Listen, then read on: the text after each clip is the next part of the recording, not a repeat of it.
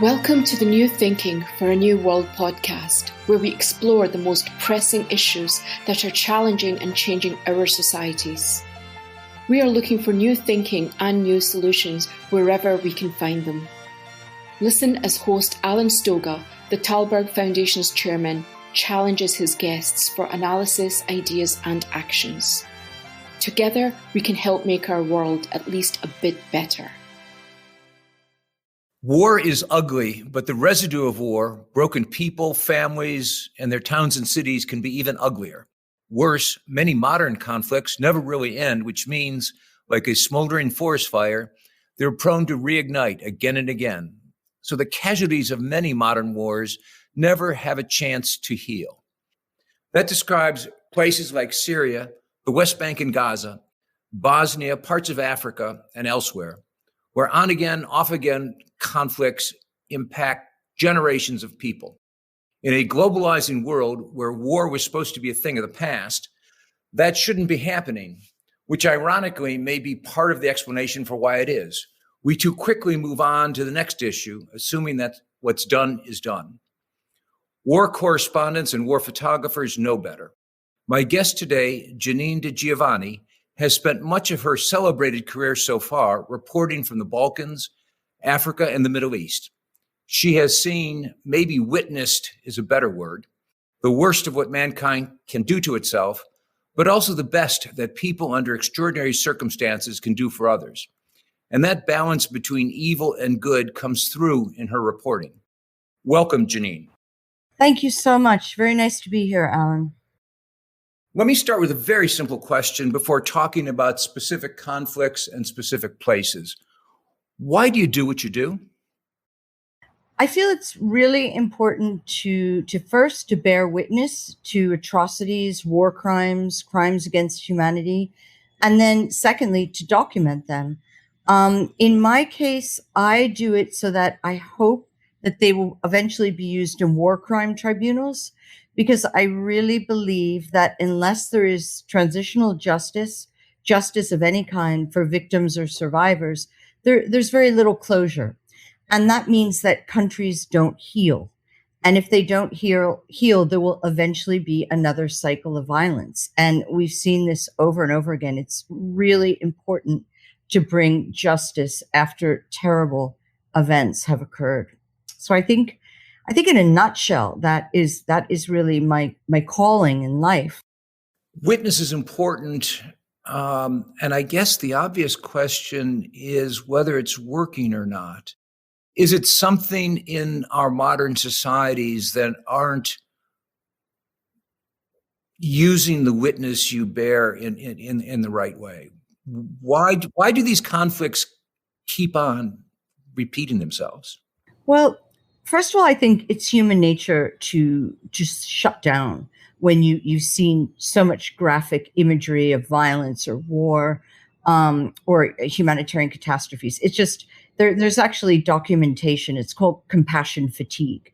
So there's only so much that people can take in while they're watching the evening news, whether it's the tide of refugees coming from Syria or the collapse of Afghanistan or the misery of the occupation in the West Bank and Gaza. Or I think that people then feel there are some people, and I'm one of them, that I feel we have an obligation to never look away.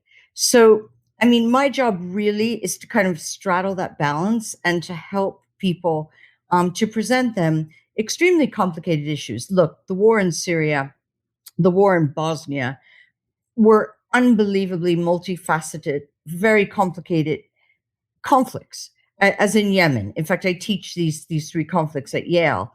And going through them, I realized that even whilst I was in the middle of reporting them, something else would inevitably happen. A new faction would arise or a new alliance.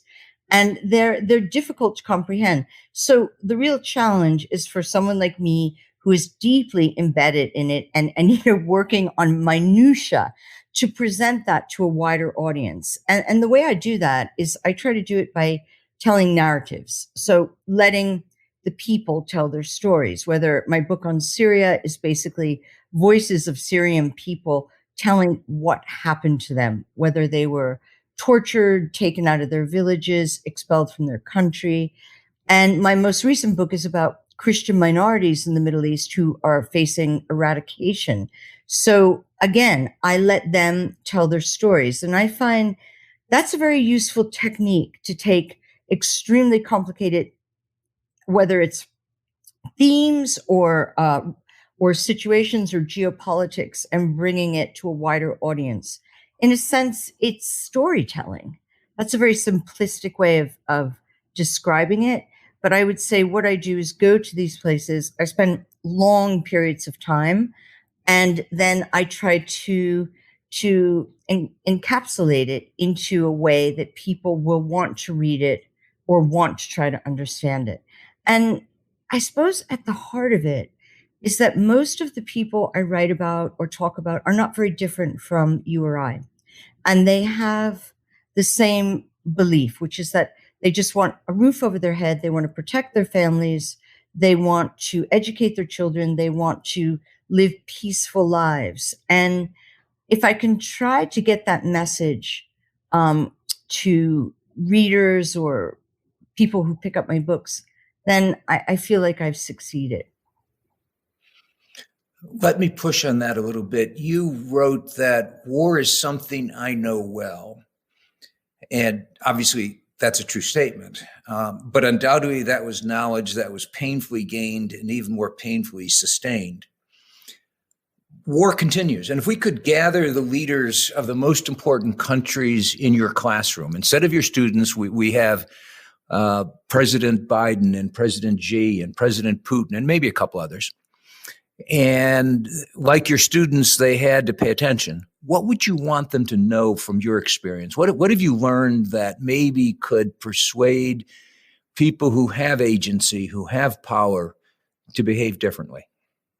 That often the responses of leaders, politicians, even UN officials are often so cynical that they literally, the regard for the people that war affects the most, which of course is civilians and the innocents who have nothing to do with it, that most of these people are willing to sacrifice their own people. And I don't mean President Biden. I'm talking more about Bashar al-Assad, Saddam Hussein, people like this who really were willing to sacrifice their own people for their own political gains and cynical gains. And I would like them, if I could sit down with them, I'd like to say, I would like to tell you the story of what happened to one child in Aleppo when your barrel bombs hit their house. Or I'd like to tell you the story of this person that you incarcerated for doing nothing and the torture that they endured. Or I'd like to tell President Putin about the 1 to 2 million refugees that are going to be flooding into Poland if his troops do begin aggression into Ukraine. So I would like them to see the human side of war, and that's what I do. I am so not interested in embedding with military. The only military I've ever embedded with were with rebel soldiers in Africa, with Bosnian Muslim forces or Chechen forces. I mean, doing a kind of, I have embedded once or twice with the US Army or the British Army in Afghanistan, and it's just not me to be told what to do, what I can write, where I can go. I really like to be a free spirit, a free agent, roaming around, doing what I do best, which is staying for long periods of time, trying to immerse myself into people's lives, and then writing about it in a way that it brings their story very much to your living room. It's harder than it sounds because you have to get somewhere. You have to be able to absorb a culture. Let's say the Syrian war, which shape shifted it's going into its 11th year now.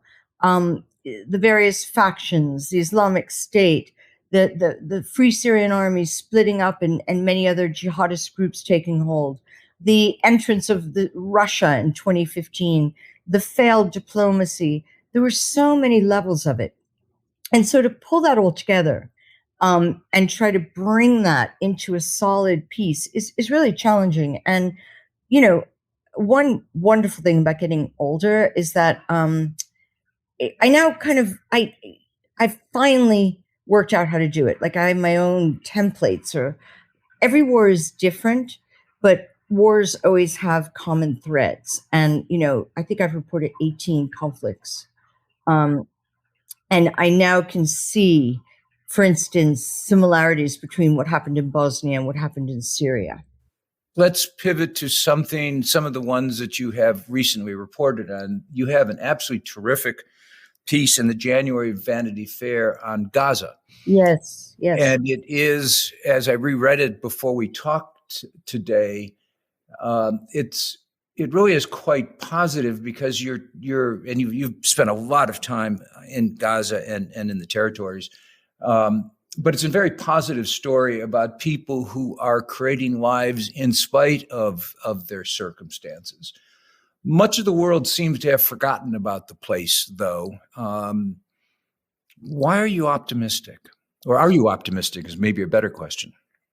I'm optimistic that Gaza has tremendous potential. I'm not optimistic that the conflict will be solved soon, because I think you're absolutely right, people have forgotten about it. But the reason why, the piece on Gaza focuses on generation, I think they're called Z now, aren't they? So young people, let's say between 20 and 30. And why I wanted to focus on them was after the May bombing, which was absolutely devastating. More than 260 people were killed, many of them children, most of them innocent people, not combatants. I felt that I have written so much about the political situation in Gaza, about Hamas, about the Israeli occupation. And of course, Israel has pulled out, but psychologically they're still there, because there's this fear that they can bomb whenever they choose to. And they, control all restriction of movement, electricity cuts. So their presence is very real indeed. I wanted to focus on the tremendous, I want to say resilience, but actually resilience isn't a term I like, because then it sort of allows for what is happening to them to continue. I'd say more that they are tremendously resourceful. And they're able, first of all, young Gazans are some of the best educated people in the Middle East. I think they have more children going to preschool than any other place in the region. Most of the people I know speak several languages. And, despite the misery, the absolute humanitarian catastrophe of 2 million people shoved into 7 miles by 14 miles with only a couple hours of electricity a day, most of them in refugee camps where they've been wallowing since 1948, since they were expelled from their villages and their cities after the creation of the State of Israel.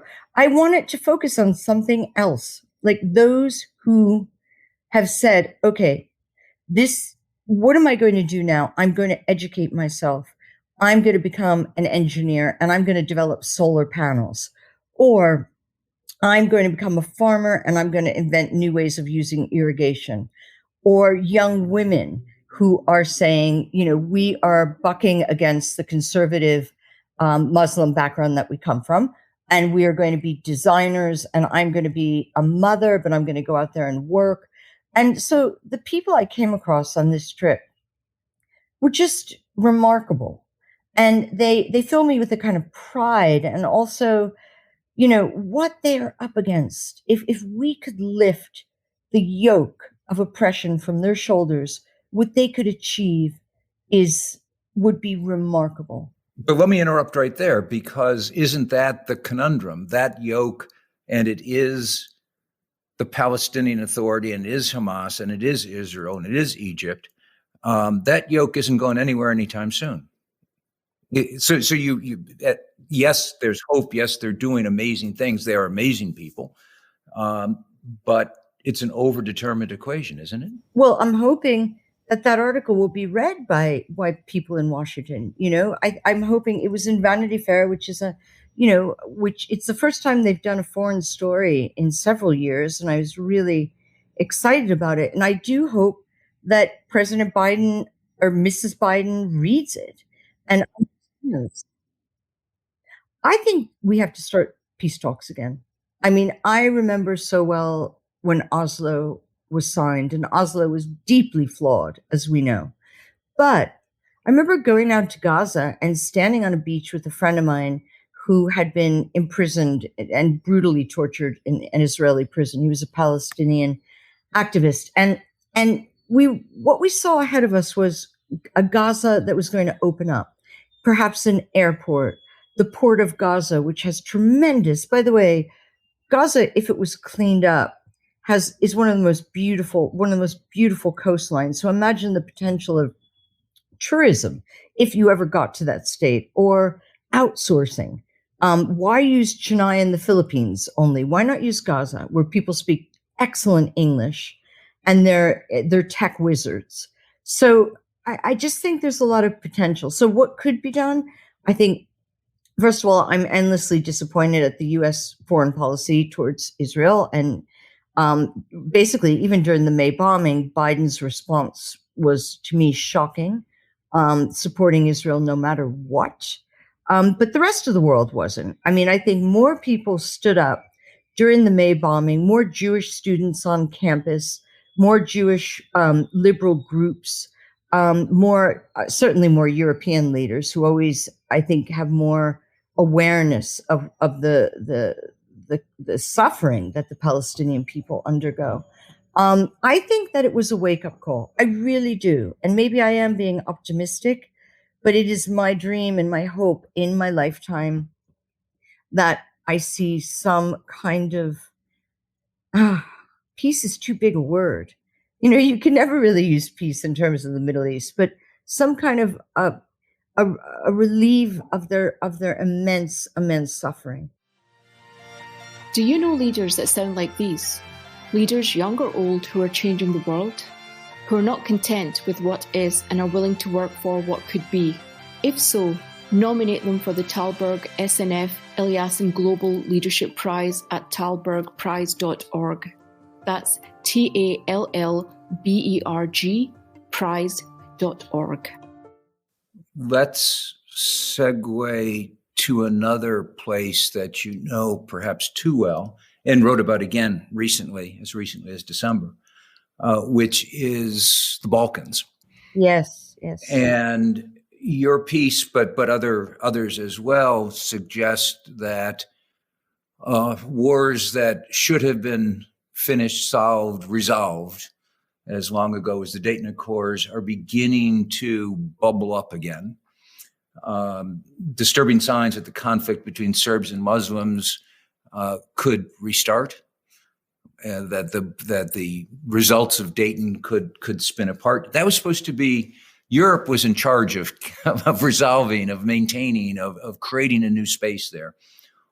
Why do you suspect it's beginning? Why do you think it's beginning to come apart, or threatens to come apart is maybe a fairer way to say it? Well, Alan, in 1995, when the Dayton Accords ended the war and did end the bloodshed, they were faulty. Alija Izetbegovic was basically bullied by Milosevic and by Richard Holbrooke to give away chunks of land that the Bosnians were just beginning to take back. Remember, they had a brutal arms embargo imposed on them from the beginning of the war. So it really was a David versus Goliath conflict. And people often say it was a civil war. Well, it wasn't a civil war. It was very clearly a war of aggression. And the Bosnians were the underdogs. So by the end of the war, Izetbegovic was a broken man. He signed to end the killing, but the Dayton basically rewarded the perpetrators of the horrific violence and crimes, the systematic rape, the rape camps of Foča, the ethnic cleansing, the torture, the destruction of Sarajevo. And, the Serbs walked away with compensation for it. The other thing that I truly believe is something we touched upon earlier: transitional justice did not work in Bosnia. And for instance, Srebrenica, 8,000 men and boys, Muslim men and boys, were slaughtered. And this Srebrenica, as far back as 1993, I was sitting in Sarajevo and in central Bosnia, knowing full well that Srebrenica was going to fall. And when it fell, the Serbs wanted it desperately. So we knew, Europe, the international community, the West, what would happen. And yet we allowed it to happen. So imagine the bitterness of people if it was your brother, your father, your son who was murdered in those woods.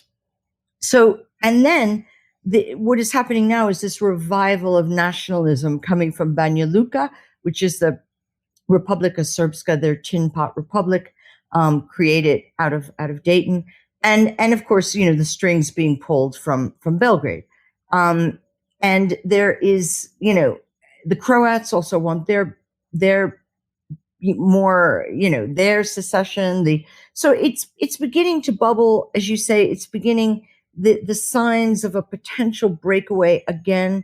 For those of us who lived through it, we look at these sort of trigger warnings and get very anxious, because the way April 6, 1992, 30 years ago, this spring, war descended in Europe, and it happened so quickly. Like literally, one day my friends were going to work. The next day, the tanks were on the street in Sarajevo. The snipers were positioned on the hills, shooting down onto civilians. The mortars started coming, sometimes hundreds a day. And the war went on, and Sarajevo became the longest running siege in modern military history. So, we allowed that to happen. And I think if we see the warning signs now, it's really our obligation to do everything in our power to try to use conflict prevention to prevent another devastating war in the heart of Europe. Well, let me ask, though, one of the words that I think should be banned from our language without specific definition is we.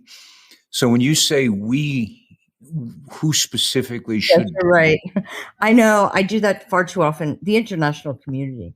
Is there an international? Wait, stop right there. Who's the international community? Well, now I know what you're going to say, because during the Bosnian War, the American Clinton's administration basically felt that the Europeans should sort it out, right? But you remember the famous words of Lord Owen saying, "Don't dream dreams. Don't think the West is going to come in and save you." Well, I think that we had a moral responsibility. Okay, I was living in London. I have French nationality, but I was born in America. So I think I kind of encompass. You're a we. You are actually a we. I am the we. So the international community, whether it was in the form, the UN peacekeepers at the time had a very shoddy mandate, which is that they couldn't fire unless they were fired upon. So that meant that they were paralyzed in Sarajevo, which a city where civilians were being targeted and killed deliberately. So it was, from start to finish, Bosnia, like Syria, by the way, was handled very badly. And I do believe the war in Bosnia could have ended far sooner, and 250,000 people would be alive today, in the same way that, different conflicts. But in 2013, when Eastern Ghouta was chemically gassed, it would have been very easy to have, I'm not saying 100,000 boots on the ground, I am saying strategic strikes against Bashar al-Assad's military compound. Assad is a bully, and the only way to stand up to bullies is to stand up to them. And I truly believe the Syrian war would have slowed down. The Russians would not have gotten involved, and we would not be looking at the scenario that we're looking at today. And the same thing with Bosnia. Bosnia did not have to drag on for 3.5 years. If we, the West, we, the United States, we, NATO, we, some combination of those powers had intervened early and often. Why did we, the West, NATO, 19 countries, go to war for Kosovo? Much smaller country. Basically, how many years later? 4 years later, 1999. 19 NATO countries went to war for a tiny Balkan country that most people had never heard of. Not a country. It was then a part of the former Yugoslavia. Yet the international community or NATO alliance went to war for Kosovo. So an illegal humanitarian intervention. And 78 days later, the Serbs fled. The Kosovo Albanians were protected. The war was over. Kosovo has issues, of course, but it's kind of looked at as more or less a success story compared to Bosnia. All things are relative. Let me pivot then just for a moment. I wasn't going to ask this, but I have to ask about Ukraine. You are a seasoned war reporter. You know how to read the straws in the wind. What are you thinking about Ukraine? If you asked me a month ago, I would have said I didn't think Putin was going to do this, because I think that he's, as we know, a brilliant strategist, a chess player. He plays for the long term. He plays for the long game.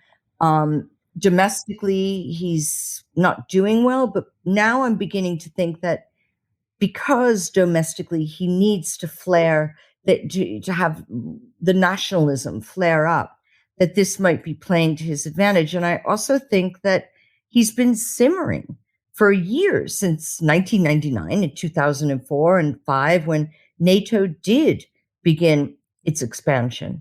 So he's had this kind of simmering rage that the West is encroaching onto his territory, and that the two provinces are ethnically Russian. So look, the last thing I want to see is a war. Specifically I'm looking at it from a humanitarian point of view. Again, 1 to 2 million refugees is the projection, which is a hell of a lot, going through Poland, trying to get into, fortress Europe. France, look at French elections are coming up. The right wing has been really dominating, and part of that is, of course, anti-immigration. UK is, it didn't take many Syrian refugees to start with. The Scandinavian countries have been trying to send back Syrian refugees.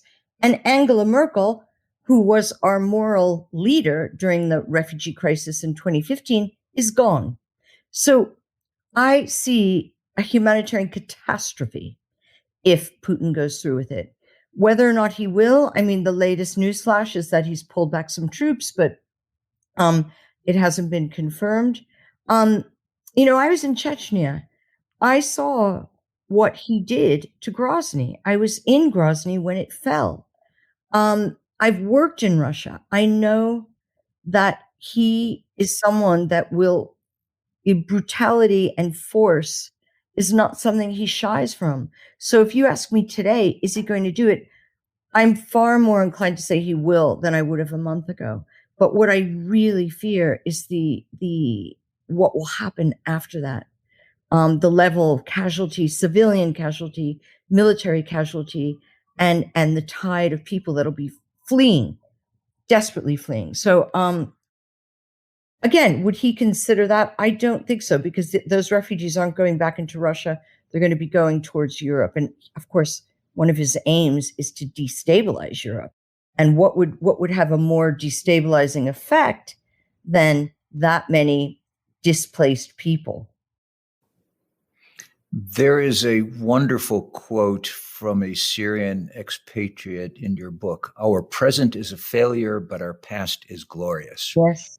And that strikes me as something that so many of the places you've worked, including Russia, it really does describe their realities. And it seems to me that may well be ultimately the problem. Let me just finish by asking you about the new book, Yes. which is The Vanishing. And you, again, you tell stories, and you tell stories about Christians and Christian communities that are disappearing from, as you call it in your title, the land of the prophets. What is the moral of the story? Why do you care about those people and their faith and the disappearance of those communities? I think they're ancient people, and they're deeply tied to their ancestral lands. They've been there for 2,000 years. In the case of the Iraqi Christians, Gazans have been there until the 4th century. Gaza was entirely Christian. If we lose these people, we lose the mosaic of each country will be altered forever. As one Iraqi ambassador said to me, without the Christians of Iraq, there is no Iraq. And,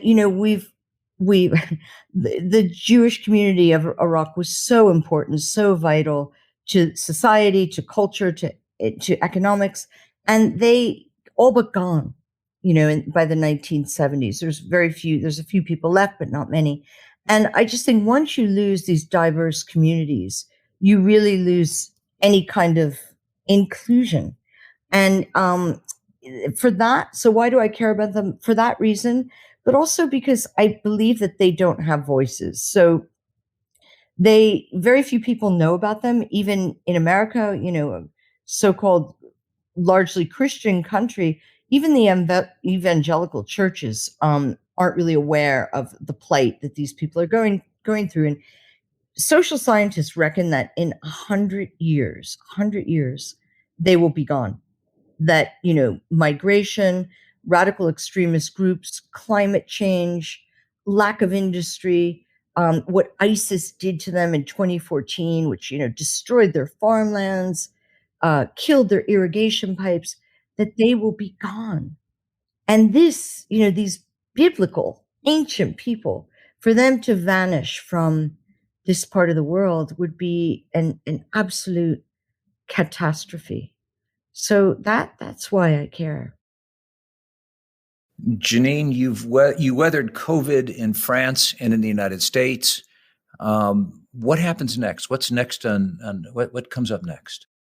For me personally, I'm beginning a book about war crimes, and it will be kind of a memoir. I think I'm finally at the age. I've been doing this now for more than 30 years. And so it's a book about war crimes. It's called Unspeakable Knowledge, because, of course, once you see these things, you can never unsee them. I can't, in many ways, I feel honored to have lived through what I've lived through, to have seen what I've seen, but none of it, I can never erase any of it. And to this day, I just met someone who made a feature film about Sarajevo, and he sent me the trailer, and I can't watch it without welling up with tears and feeling, deeply emotional and deeply tied to that place.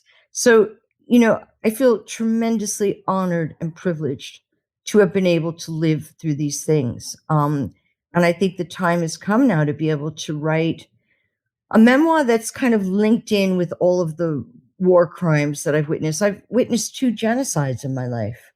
And, 3 if you count the Yazidis too, but the Srebrenica and Rwanda, and, those marked me completely as a human being. And so that's my next project. It's called Unbearable Knowledge. Sorry, I said unspeakable knowledge, unbearable knowledge.